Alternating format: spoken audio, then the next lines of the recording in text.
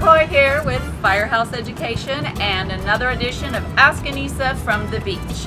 And you're welcome for that, by the way. Still in Fiji, I'm very happy to say this is our last day and we will be heading home soon. But anyway, this week, I actually want to ask you some questions. Gonna reverse the tables here a little bit. And you know, this is December 2018, almost the end of the year. And this might even be the last Ask Anissa video that you watch this year. I'm not sure. But at any rate, I want to ask you some questions and really take this opportunity to do some reflection, if you will, for all of us and our businesses. And, you know, at this time of year, most people are super proactive about, okay, 2019 is coming up, we got to set some goals.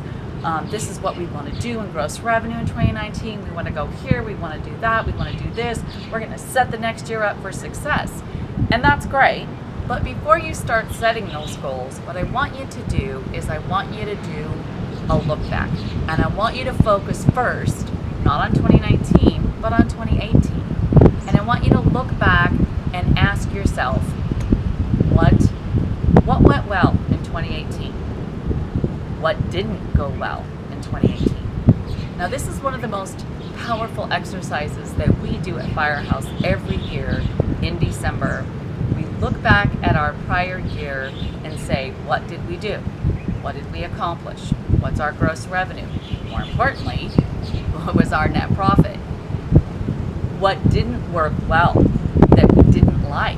Or maybe something did work well in the company, but we still didn't like it. So it's kind of like it's really important to know where you've been, right? So you can figure out where you want to go. And one of the big pieces in that look back that gets missed often is really analyzing your profit and loss and making sure that, you know, the areas that you're focusing on, the services that you do in your business, are they what's actually making you money? Are they what you actually enjoy doing as well? So I just think that it's important to ask yourself those questions. Then when you have those answers, and by the way, looking back, the other thing that does, which is phenomenal, that most of us don't do, is it gives us a chance to look back and go, wow, this is what I accomplished this year.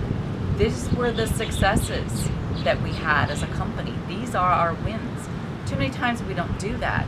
And that starts to make our business be like drudgery, and we just don't really stop and smell the roses, if you will, and take a moment to take a breath and see what we're actually accomplishing and doing. A lot of restoration business owners forget why they got into this industry, which is usually, in big part, to serve the community. There's a huge opportunity for us to do that as restoration contractors. And yes, we get into it for the great profit margins as well, and for the freedom of being business owners and all of that. However, that's very important, but it is a really great opportunity to make a difference by owning a business. So that gives us not just a great bank account, but it gives us a lot of satisfaction too as an entrepreneur and as a person in our community. So I think that to look back and to say, what have we accomplished, what have we done, what worked well, what didn't, gives us the clear blueprint, if you will, of how happy are we right now in our business, right? How satisfied are we with business? Then, with that information, that's when you can go and say, okay, 2019, this is where I want to go. Maybe I was really satisfied, really fulfilled, and really happy with 2018. So I want more of that. This is where I want to go to take things further in 2019. Maybe you look back at 2018 and you were not satisfied. Life was miserable. Things just really sucked, to be blunt and honest. You worked a million hours. You know, your profits weren't there. Your team company culture is not good. You have a lot of frustrations. You put fires out all the time. Okay, if you have that picture, you're gonna look forward into 2019 very differently and want to go, okay, what do I want? What would I want in my 2018 to look like? What would have made me happy to get at the end of the year to see. Then, when we're very clear and present with that, then we go forward with our 2019 plan. So to be successful is to set goals and plan ahead your next year, projections is great, and that is important. But as I said, if you don't do this back end work and have this data, this information, you're not going to be able to go forward very successfully.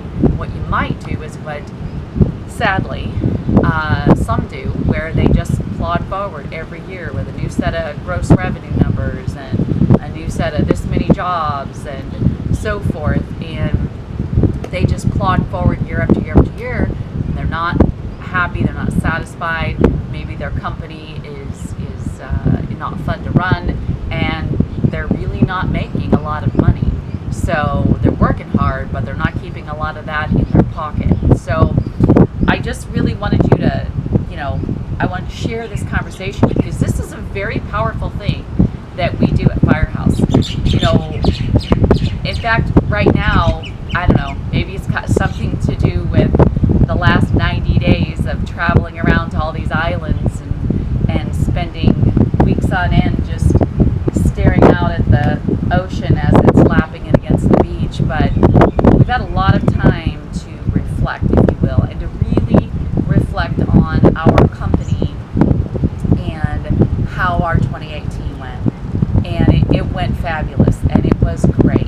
And we were able to make a difference for a lot of restoration companies. And in doing that look back, we got really clear and present as to what we want to do going forward in 2019, what we want to do to help more restoration companies and to further promote education and awareness in the industry. And we have some really great products that we're going to go out to 2019. That will definitely happen for sure. And I'll share that with you later in other videos. But these new products will help us to be able to impact more lives, if you will, whether it be clients in restoration or actually restoration contractors. And of course, coming up in 2019 will be more Ask Anissa video columns. That's not going to end anytime soon. Hopefully, I will be able to do another series on the beach for you next year in 2019, because that is definitely in the plans too. Well, on that note, I want to thank you so much for being such a fabulous audience. Without your questions, there would be no video column. Without your responses and you were watching the videos, there would be no video column. And I do these videos for you. So don't forget to send me questions, Nisa@firehouseeducation.com.